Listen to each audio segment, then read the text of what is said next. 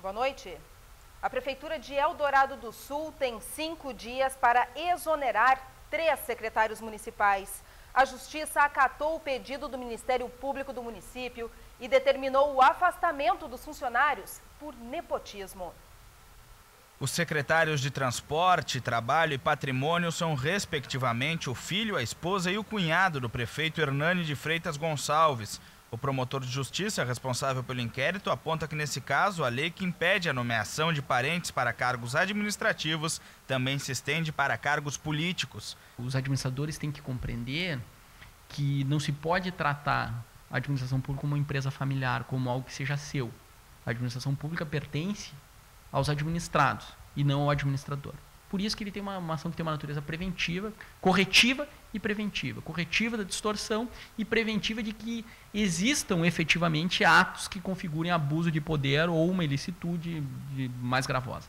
O Departamento Jurídico da Prefeitura garantiu que existe respaldo legal para as nomeações, mas que vai acatar a ordem do Ministério Público, que deu um prazo de 5 dias para que o prefeito exonere a esposa, o filho e o cunhado. Nas ruas, a população apoia o pedido da Justiça.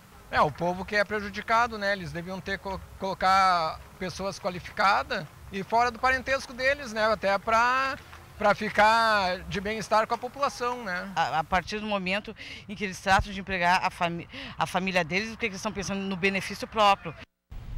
A nossa reportagem entrou em contato com a assessoria de imprensa do prefeito Hernani Gonçalves, mas ele não quis se manifestar. A Câmara de Vereadores de Porto Alegre começou a discutir o reajuste dos parlamentares para o próximo mandato. Não há unanimidade sobre o percentual da reposição. O presidente da casa propôs 5,1%, percentual equivalente à inflação do ano.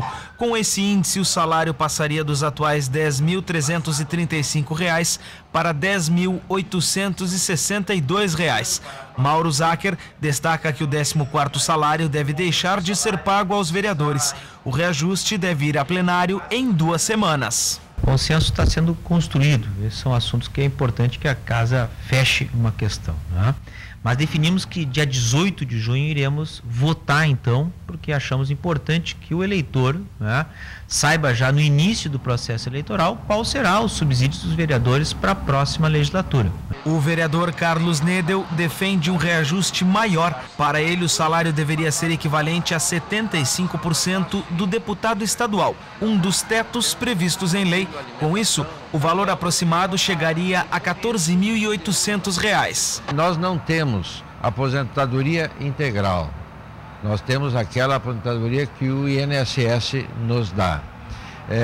Nós não temos fundo de garantia. Eu faço aproximadamente entre 2.400 e 2.500 quilômetros por mês em Porto Alegre, visitando as comunidades, ouvindo as demandas, cumprindo a função do vereador. E por isso preciso ter uma remuneração adequada. Já a vereadora Fernanda Melchiona é contrária a qualquer reajuste.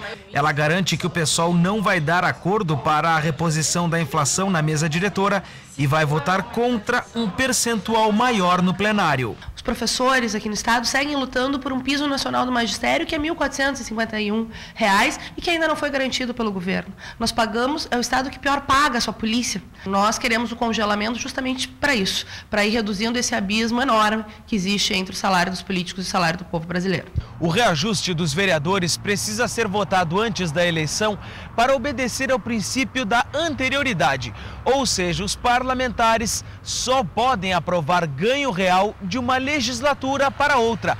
Além disso, há pelo menos 4 tetos cujo valor não pode ultrapassar.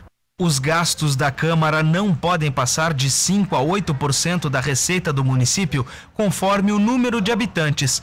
O salário do vereador deve estar limitado a um teto que varia de 20% a 75% do vencimento pago a um deputado estadual, também conforme a população do município. A despesa do legislativo com pessoal não pode passar dos 70% do valor repassado pela prefeitura. A quantia ainda deve ser inferior a 5% do orçamento municipal. Não pode a lei prever que o vereador receba, por hipótese, 20% do que receberá um deputado estadual. Isso é incondicional. O valor fixado nas leis que irão estabelecer esses valores deverá se dar em reais. Os eleitores não concordam com o reajuste. Eles ganham, às vezes, não fazer nada, né, pela gente, né, pela vila onde a gente mora. Eu acho que o vereador tinha que ser não remunerado. A pessoa que ia lá ia trabalhar pelo povo, por uma questão altruísta, talvez. Voluntária. O desembargador Gaspar Marques Batista tomou posse hoje como novo presidente do Tribunal Regional Eleitoral do Estado. Para o magistrado, o principal desafio do seu mandato são as eleições de outubro, a primeira sob vigência da Lei da Ficha Limpa. O desembargador fica no cargo por 1 ano. Os aprovados no concurso da Polícia Rodoviária Federal em 2009 começaram hoje um curso de formação. As aulas acontecem no campus da Ubra, em Canoas. A aula inaugural foi ministrada pelo vice-governador Beto Gril, que é representante estadual de mobilização para a redução de acidentes no trânsito. A cerimônia também contou com a presença do vice-reitor da Ubra, Walter Kuchenbecker, da vice-prefeita de Canoas, Beth Colombo, e do superintendente da Polícia Rodoviária Federal, inspetor José Benites. Os 263 novos agentes que participam da formação devem ser nomeados em setembro. Cerca de 80 vão trabalhar nos postos da corporação no Rio Grande do Sul. Há 6 anos, a PRF não recebia novos agentes. A seguir, campanha de vacinação contra a gripe é prorrogada. Veja ainda a previsão do tempo e as informações da Sinosfest.